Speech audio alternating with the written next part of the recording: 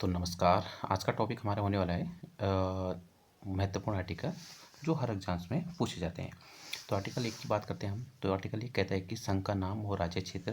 भारत कैसा होगा? राज्यों का संघ होगा। नंबर दूसरा आर्टिकल 3 क्या कहता है कि नए राज्यों का निर्माण और वर्तमान राज्यों के क्षेत्र सीमाओं या मौजूदा राज्यों के नाम मुंह में परिवर्तन।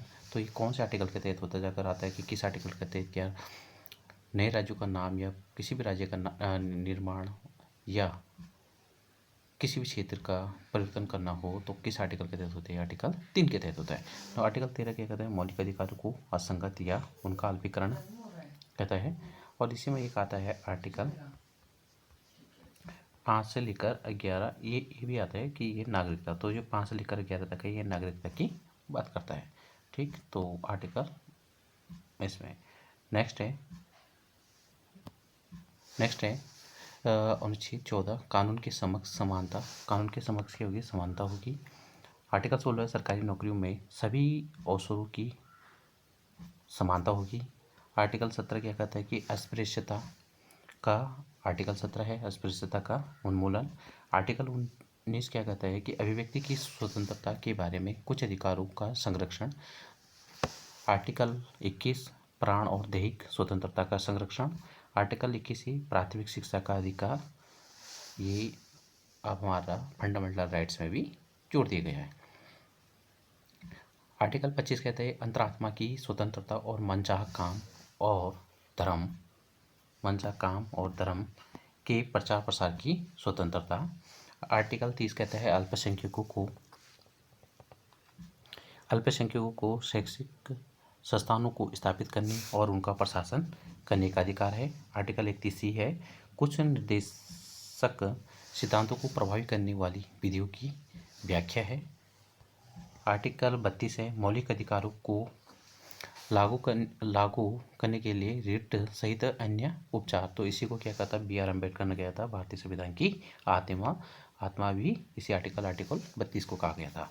इसमें एक क्वेश्चन हो रहा है कि आर्टिकल 32 में जो सुप्रीम कोर्ट होता है तो एक तो सुप्रीम कोर्ट 32 के तहत और हाई कोर्ट किस में होता है? आर्टिकल होता है 226 के तहत क्या होता है? रिट जारी कर सकता है। नेक्स्ट है आर्टिकल 38 क्या हुआ?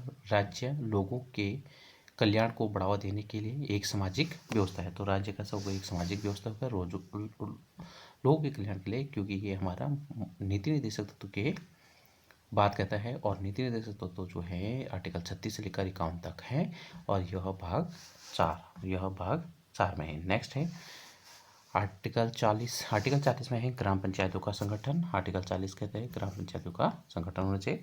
आर्टिकल 44 का है कि नागरिकों के लिए एक समान नागरिक संहिता। आर्टिकल 45 6 साल से कम उम्र के बच्चों के लिए अनिवार्य शिक्षा। आर्टिकल 46 अनुसूचित जाति और अनुसूचित जनजातियों और अन्य कमजोर वर्ग के शैक्षिक और आर्थिक हितों को बढ़ावा देना, यानी ST SC और OBC की बात कर रहा है। नेक्स्ट है आर्टिकल 50 इसमें कार्यपालिका से न्यायपालिका को अलग किया जाना। आर्टिकल 50 की बात है। अनुच्छेद 51 कहता है अंतर्राष्ट्रीय शांति और सुरक्षा को बढ़ावा देना। तो ये कौन से आर्टिकल में है? आर्टिकल 51 में। नेक्स्ट है 51 मौलिक कर्तव्य। तो मौलिक कर्तव्य भाग 4 का में है और अभी वर्तमान में 11 मौलिक कर्तव्य। लेकिन मूल संविधान की बात आती है तो हमारे मूल संविधान में कोई भी मौलिक कर्तव्य नहीं था। ये हमने स्वर्ण सिंह समिति के तहत समिति की सिफारिश के तहत जोड़े थे 1976 में। ठीक, नेक्स्ट है अनुच्छेद 72 राष्ट्रपति की शक्तियों जैसे समाधान, सजा, निलंबन, कुछ मामलों में सजा को कम करने आदि का भी प्रावधान है। अनुच्छेद 74 है राष्ट्रपति को सहायता और सलाह देने के लिए मंत्रिपरिषद होगा। अनुच्छेद 76 है महान्यायवादी। तो अनुच्छेद 76 की बात में है महान्यायवादी, जैसे आर वेंकट रमणी है भी आर वेंकट रमणी, तो ये आर्टिकल 76 के। नेक्स्ट है 16 नंबर के हो। नेक्स्ट है अनुच्छेद 78 भारत यानी जो राष्ट्रपति को जानकारी देने आदि के लिए प्रधानमंत्री के कर्तव्य है। तो प्रधानमंत्री का कर्तव्य होगा कि वो राष्ट्रपति को जितने भी कार्य क्षेत्र होते हैं, जो भी उनकी विधायिका या मंत्रिपरिषद जो भी निर्णय या कुछ भी नया काम करते हैं, तो ये राष्ट्रपति को क्या करेगा, उसके बारे में जानकारी देगा। नेक्स्ट है आर्टिकल 110, इसमें धन विधेयकों की परिभाषा है।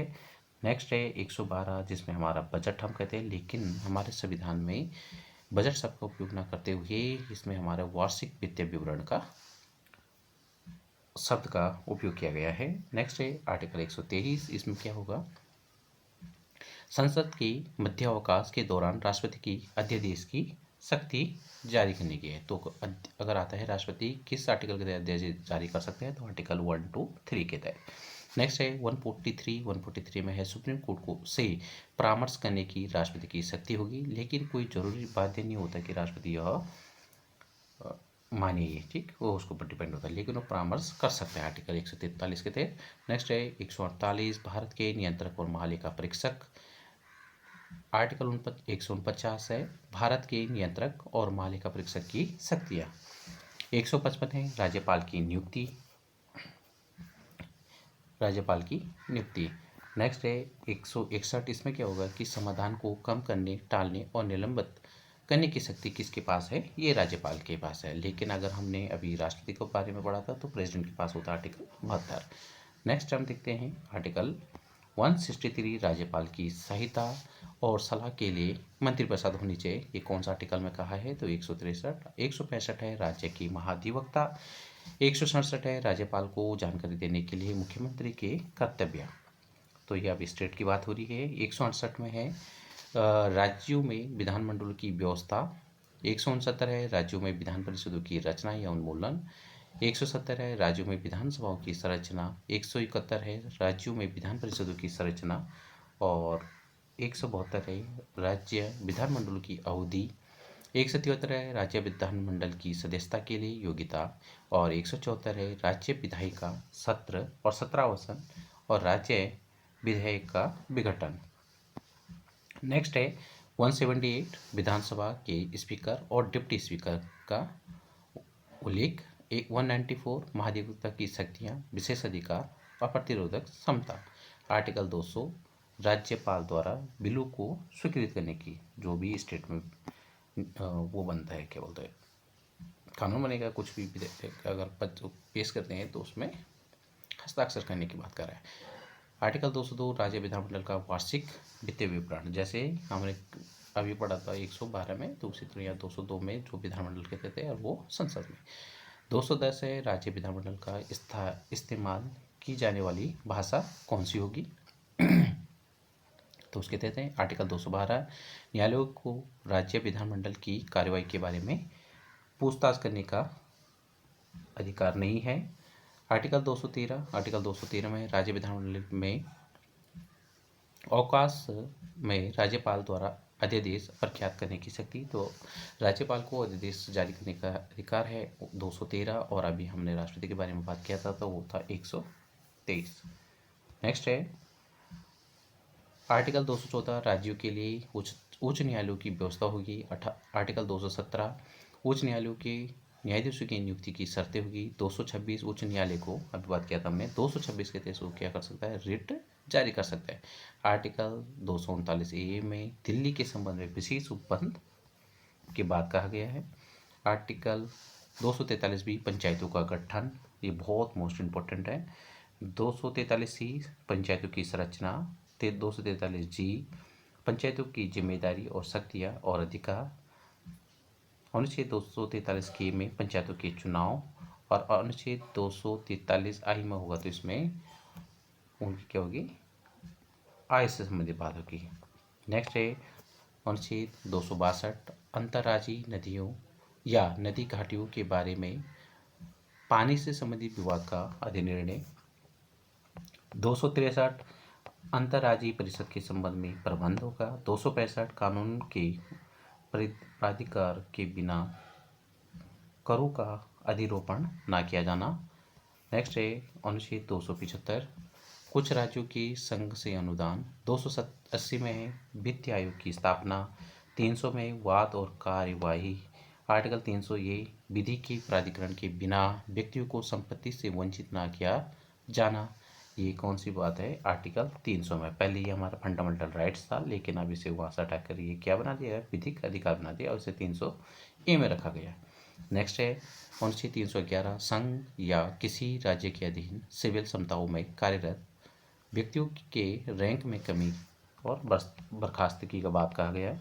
आर्टिकल 312 अखिल भारतीय सेवाएं। आर्टिकल 315 में होता है संघ राज्यों के लिए लोक सेवा आयोग की स्थापना। 320 में है लोक सेवा आयोग के कार्य। 323 से इसमें प्रशासनिक और न्यायाधिकरण की बात की गई है। 324 में है निर्वाचनों के अधीक्षण, निर्देशन, नियंत्रण और निर्वाचन आयोग में निहित किया जाना है। तो 324 में क्या है? निर्वाचन आयोग की बात है। नेक्स्ट है 330 लोकसभा में अनुसूचित जाति अनुसूचित जनजाति की सीटों के लिए आरक्षण। नेक्स्ट है 335 सेवाओं और पदों के लिए अनुसूचित जातियों और अनुसूचित जनजातियों के दावे। 352 है आपात की उद्घोषणा ने राष्ट्रीय आपात की बात कही है। 356 में राज्य में संवैधानिक मशीनरी की विफलता के मामले में राष्ट्रपति शासन लगा सकते हैं, लेकिन कौन से आर्टिकल के तहत? 356। 360 में वित्तीय आपातकाल के बारे में उपबंध। नेक्स्ट है 365। 365 में संघ द्वारा दिए गए निर्देशों का पालन करने में या उनको प्रभावी करने में सफलता का प्रभाव राष्ट्रपति शासन। 368 में है और संविधान में संशोधन और संसद की शक्तियाँ और इसकी प्रक्रिया। जो हमने संविधान संशोधन की प्रक्रिया ली थी, ये जम्मू वहाँ से ली थी, दक्षिण अफ्रीका से। नेक्स्ट है 370 जिसमें जम्मू कश्मीर का उल्लेख था, लेकिन इसमें कुछ तो हमने कुछ खंड इसमें क्या कर दिया? समाप्त कर दिया, लेकिन जो कुछ भाग बचा है तो ये क्या है? 370 में जम्मू कश्मीर राज्य के संबंध में अस्थायी प्रावधान। तो दोस्तों ये आज के लिए इतना ही है। धन्यवाद।